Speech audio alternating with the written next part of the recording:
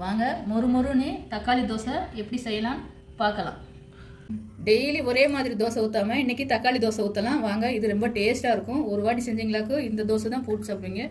வாங்க எப்படி செய்யலான்னு பார்க்கலாம். அதுக்கு தேவையான பொருள், ஒரு 3 தக்காளி எடுத்துக்கோங்க, 2-3 பல்லு பூண்டு எடுத்துக்கோங்க, இஞ்சி கொஞ்சோன்னு இஞ்சி துண்டு எடுத்துக்கோங்க, ஒரு 6 வரமிளகா எடுத்துக்கோங்க. இதெல்லாம் போட்டு மிக்சியில் அடிச்சுட்டு வாங்க பார்க்கலாம். மிக்சியில் அடிச்சுக்கோங்க. எல்லாத்தையும் அடிச்சுட்டு இப்போ தோசை மாவில் கலந்துடலாம்.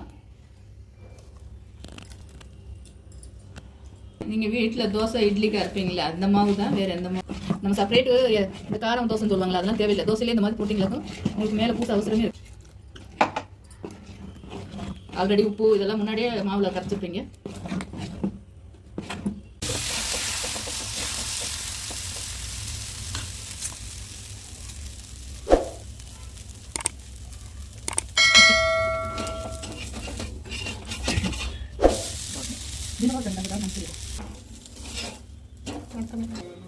தக்காளி தோசை மொறுமொறுன்னு இருக்கும், ரொம்ப டேஸ்ட்டாக இருக்கும். ஒரு வாட்டி இட்லியில் செஞ்சு பாருங்கள், மொறுமொறுன்னு சூப்பராக இருக்குது. நீங்கள் வீட்டில் ட்ரை பண்ணி பாருங்கள்.